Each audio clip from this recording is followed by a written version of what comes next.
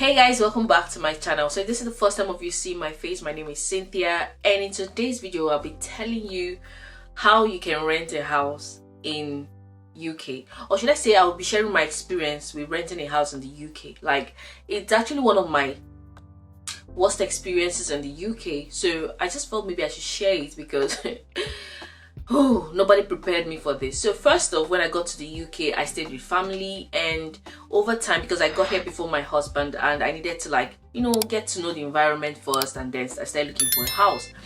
Now that was where nobody told me anything about this. Now in North Cyprus, where we're coming from, all you need to do is just find a house you like and then you pay for the house, and that's it. But nobody prepared me for what I got to experience in the UK. Now in the UK, you don't just find a house, you have to lobby for that house. Like, you have to, what's the word? You have to contend for that house. So I started looking for a house, and we're like, okay, we need a house, not like a flat, we need a house. So I started sending out messages. Now if you find a house, there are apps. I'm gonna put it on the screen. There's Zoopla, there's Rightmove. There's so many apps where you can find agencies they put out for houses, and there are also places where you can find private landlords that they put out for houses. Now I started looking for this house, and I went to these apps. You find one you like, you send them an email, I'm interested in this house, and then they will now send you back an email with maybe they will book you in for a viewing, or they tell you, sorry, we don't have space, or we are all booked for the viewing. Now viewing is you have to go see the house that you're renting before you eventually start applying to rent the house. I don't know if you understand. So all the houses, it's advisable that you go for viewing. Now during the pandemic, a lot of these viewings were done online, where they put out video of the houses, and then if you like the house, you pay for the house before you now move in. So there was really no contact, but now there is contact now, and you have to go see the house. Now a lot of agencies will make it mandatory that you must see this house. Now from where my family is living and from where I was looking for a house, there are two different cities, so most of the times I have to travel to these locations to see these houses, and most times to get to those places will take you hours. When I mean hours, I've gone to a place that took me 2 hours by bus to get to see a house. Now 2 hours by bus to, okay, first of all, 1 hour from the city my family is living in to the place I'm looking for a house, then 2 hours within the city that I'm looking for a house to go and see the house, and 2 hours to go back. 1 hour. Like, check the time I have to spend to just travel to this place and come back. And sometimes I have 2 viewings in a day, 3 viewings in a day, and the distance to where these things are, to where these locations are hours apart. Sometimes I even forfeit some because the distance is so much and I can't meet up with my appointment time for my viewing. So you have to also consider this when you're looking for a house, like the location. What if they tell you I'm in the UK? Sometimes having a family in the UK doesn't mean that you guys are living so close. I'm in the UK does not mean you can see your family a month. You can live in the same city and it take you hours to get to see that person, like from where you're living. So that's the things you have to also consider when you're looking for a house. What's the proximity to family if you want to live around family? That one is a different ballgame because nobody even told me about that. Now I've started looking for this house. I've started going for viewings. You go to viewings and they are so nice. The agents you meet at the viewing place, they are very nice because they want to sell market to you. They're very nice. They tell you this is this, or this is that, or that, da. At the end of the day, if you like the house, you tell them you like the house, and they'll tell you, okay, you should send an email to their agency saying that you're interested, and then they'll send you a form. Now when they send you that form, you have to fill out some information: your name, your employment background, your everything, that how much you earn, if you're working, if you're a student, you have to state it there and all that. Now from my own experience, what really kept disqualifying me in a lot of the houses was because I am a student. Now my husband hadn't really come at the time, so because I'm a student, they can't give me house. So they were actually not giving, I think they were actually giving the houses to people that had some kind of work or some kind of history. First of all, when I write previous place of residence, my previous place of residence is not in the UK, and that's a problem. So people that write that okay, they were formerly living somewhere in the UK, I think they have greater chances. But you that's coming from the outside, it is very difficult. Now they will tell you, oh okay, you're not living in this place, so you cannot get this. One actually told me outrightly, you don't have a history, and that is a problem for us. We don't know who you are, and that's a problem for us. One of them told me the landlord says that they don't want to give me a house, or they don't. They okay. The way they put it is, the landlord chose to go with another candidate. That was how they put it. So a lot of houses will deny you some access, or they will tell you they don't want to go with you. You're gonna see that a lot. You see houses that you will like, that you even put your chaplet inside water and you'll be praying, God, please, I need this house. But at the end of the day, you don't get it because you're a student. So as an international student, it is quite difficult for you to get an accommodation like a house. If it's more like a student accommodation, it's easy. But if you're coming with your family, it's quite difficult for you to get an accommodation. I met a lot of families that came from outside, and they said they've been searching for months. So they end up looking for, what's it called again, all the service apartments that you have to pay every week. And the payment is not here. Some people charge £99 per week. Some people charge 80 something. Some people charge 100 and something. And imagine paying that every week because you have not found an accommodation.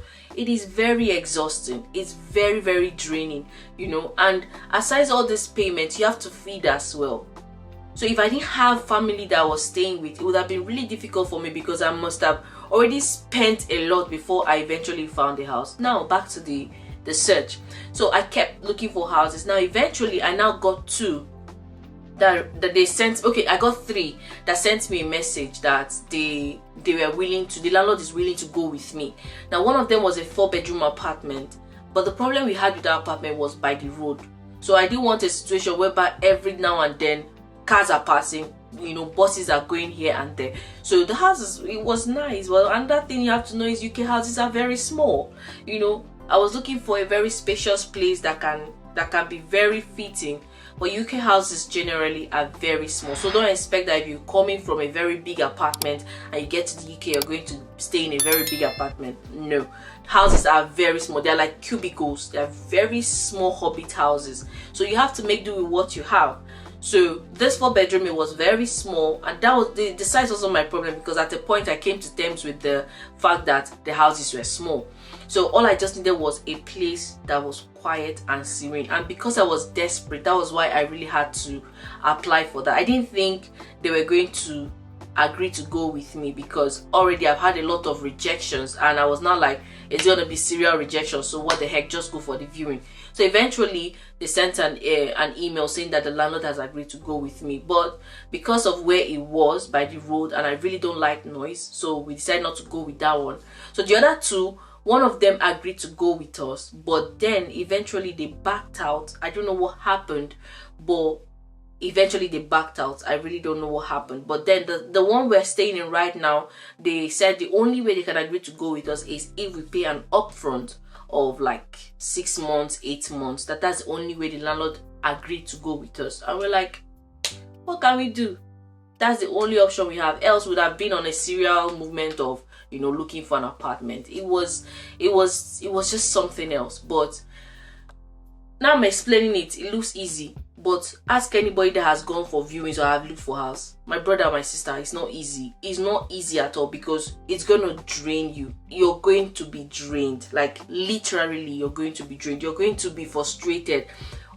Overwhelming is not the feeling you're gonna get. Overwhelming is you saw a lot of things that really gave you too much excitement that you can't contain. So there's so many other helpful things that will help you get to all these different locations. One is your map. Your map is your friend, because if you just put the location you're going to, they're going to tell you the bus route, the car route, the train route, depending on the distance from where you're going to.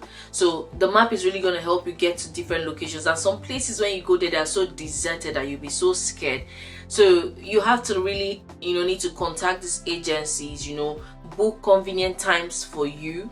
Because there are even times that the agents will be the ones to cancel and tell you that the agent that is supposed to come and show you this house is no longer available, or is occupied, or one thing or the other. But these are factors or things that you're going to encounter when you're looking for a house. So if you're coming with your family to the UK, I want you to know that getting a house in UK is very difficult. Like, it is very difficult, especially if you're coming as a student and you're bringing your dependents with you. It's difficult for them to give you a house as a student because, first of all, you don't have a history. That's one thing. You don't have a history for them to say, okay, if they check your profile, you have this, you have that, or you're not working for any agency, or you're not working for any reputable organization that will say, okay, they can vouch for you. If you're coming as a worker, it might be a bit more easier because you're working for someone that has given you sponsorship and they can vouch for you and all that. But in this case, the school giving you sponsorship doesn't mean that they can vouch for you. So a landlord might not really feel comfortable to give you a house as a student because the school doesn't know you personally. But for someone to have given you a job, possibly they have had a one-on-one meeting with you and they know you personally, they know what you're capable of, and they agree to sponsor you to come to the UK. So as a worker, it might be a lot more easier for you to get a house. And another thing is also getting a house with private landlords. That one, it's a little bit dicey because I had an experience. Now, a landlord can say, before you see the house, you're going to pay £100. Now, you don't know how many, there's no guarantee that you're going to get that house. He will charge you £100, charge the next person £100, charge the next person £100. So most landlords might just be using that to make one kind of money from people that they don't know, because there's no guarantee that seeing the house means that you have gotten the house. So I never really got to see houses from private landlords because a lot of them say before you see the house you're going to pay a certain amount of money, and there's no guarantee if I pay this money and I don't like it, you're going to refund the money. So it's quite risky to do that kind of business, you know, especially you don't know this person and there's no guarantee that you're getting this house. So it's easier if you're getting a house from a private landlord, from somebody that you already know. I have a friend that got a house from somebody that he already knew. So this person knew this private landlord and it was easier for them to get this house. Now, if it's a private landlord that you don't know from Adam, you don't know from anywhere, they might charge you or rip you off to show you a house, and at the end of the day, they don't give you the house. So yeah, that's about it. I just said I should share my experience, the experience I had while I was trying to rent an apartment for my family. So let me know what you think. If you've had your personal experience, please do share in the comment section so that others can also learn from you. So let me know what you think in the comment section, and don't forget to subscribe if you haven't subscribed, and hit the bell button for notifications whenever I upload a video. So till I come your way again with another video. Peace.